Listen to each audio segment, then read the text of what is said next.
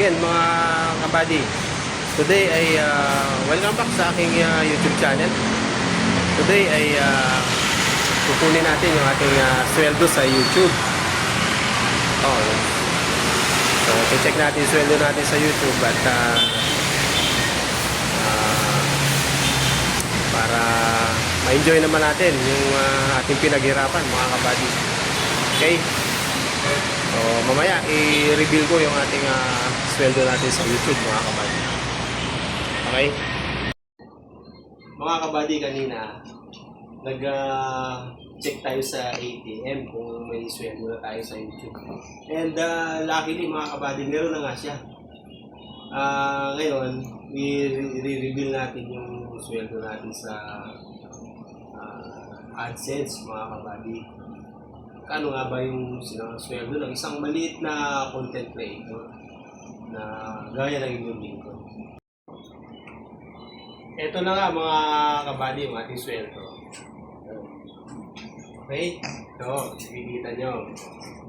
So, naisipan kong i-upload to mga kabady dahil gusto ko lang magbigay ng inspiration sa yung gustong maging content creator sa YouTube. So, kahit pa paano, once na na-monetize na kayo mga kabady, at least meron tayong konting passive income. Habang nagtatrabaho tayo, i-video nyo lang yung ginagawa nyo. At once na na-reach nyo yung ano ni YouTube, yung qualification para kayo ma-monetize,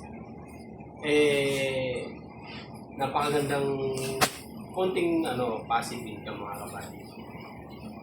So, ito na yung sweldo natin mga kabady. Actually, kumuha lang tayo ng partial na hindi natin kinuha lahat. So, bilangin nga natin ngayon ko pa lang ito bibilangin simula nung kinuha ko kanina dito sa bahay. So, bilangin natin. Pero nag-iwan pa ako ng konti doon. At least meron tayong nakatabi mga kabady. Ito, bilangin natin mga kabady. 1, 2, 3, 4, 5, 6, 7, 8, 10. So, 10. So, partial lang naman ito. So, meron pa naman tayong naiiwan doon. So, medyo okay na rin.